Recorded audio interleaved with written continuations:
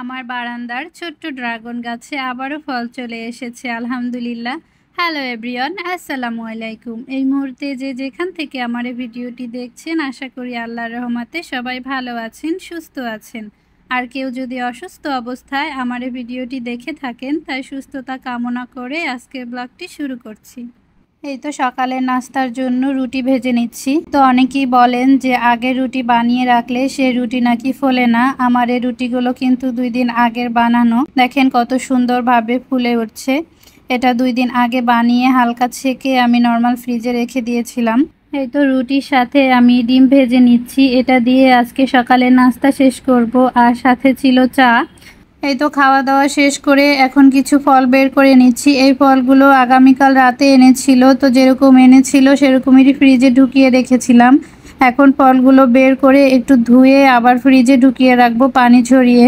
এই তো ফল টল গুছিয়ে আবারও চলে এসেছি কিচেনে, রান্নার জিনিসপত্র গুছিয়ে নিচ্ছি। তো আজকে খাসির মাংস রান্না করব, তাই পেঁয়াজ কেটে নিচ্ছি। ফ্রিজে বাটা মশলাও ছিল, তো সেগুলো দিয়ে রান্না করব না, খাসির মাংস রান্না করব। ভাবলাম যে একটু তাজা তাজা মশলা দিয়ে রান্না করি, ভালো লাগবে খেতে।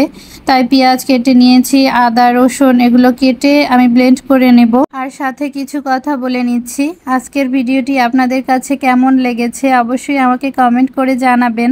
আর ভালো লেগে থাকলে প্লিজ চ্যানেলটিতে একটা লাইক করে দিবেন। আর আপনি যদি এই মুহূর্তে আমার ভিডিওটি ইউটিউব থেকে দেখে থাকেন, প্লিজ চ্যানেলটি সাবস্ক্রাইব করে দিবেন। আর যদি এই মুহূর্তে আমার ভিডিওটি ফেসবুক থেকে দেখে থাকেন, তাহলে প্লিজ ফলো দিয়ে আমার পাশেই থাকবেন। আর সেই কাজটি যদি আপনি অলরেডি করে থাকেন, তাহলে আপনাকে অসংখ্য অসংখ্য ধন্যবাদ আমার পাশে থেকে আমাকে সাপোর্ট করার জন্য। এই তো এদিকে কথা বলতে বলতে আমি মাংসগুলো একটা একটা করে সুন্দর করে ধুয়ে তারপরে লবণ মাখিয়ে আধা ঘন্টা রেখে দিয়েছিলাম। তো আধা ঘন্টা পরে আমি মাংসটা আবারও একবার নর্মাল পানি দিয়ে ধুয়ে নিয়েছি। এতে করে যে খাসির একটা এক্সট্রা স্মেল থাকে সেটা আর থাকবে না।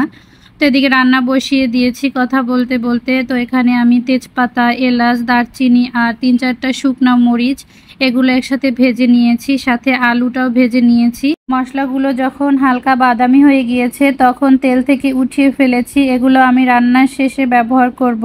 এখানে আমি যেই পেঁয়াজ, আদা, রসুন এগুলো ব্লেন্ড করে রেখেছিলাম সেটা তেলের ভিতরে ভালো করে কষিয়ে নিয়েছি। তো এখন দিয়ে দিচ্ছি হলুদ, মরিচ, জিরা, লবণ, আদার্স যে মশলাগুলো সেগুলো একটু তেলের ভিতর ভালো করে কষিয়ে আবার পানি দিয়ে ফুটিয়ে নেব। তো মশলাটা যখন একদম মাখো মাখো হয়ে গিয়েছে সে পর্যায়ে আমি খাসির মাংসটা দিয়ে ভালো করে কষিয়ে নিচ্ছি।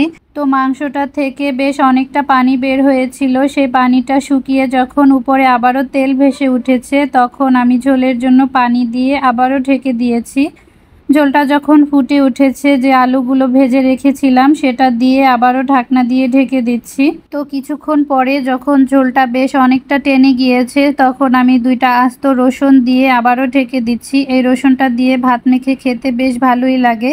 তো আমার মাংসটা এখন রান্না করা হয়ে গিয়েছে। এখন যেই মশলাটা ভেজে উঠিয়ে রেখেছিলাম সেটা দিয়ে দিচ্ছি, সাথে টালা জিরার গুঁড়া দিয়ে আমি মাংসটা উঠিয়ে ফেলবো।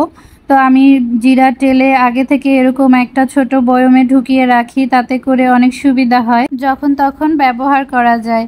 এই তো আজকের ব্লগটি এ পর্যন্তই। আশা করি আজকের ব্লগটি আপনাদের কাছে ভালো লেগেছে। ভালো লেগে থাকলে প্লিজ একটা লাইক করে দিবেন। আল্লাহ হাফেজ।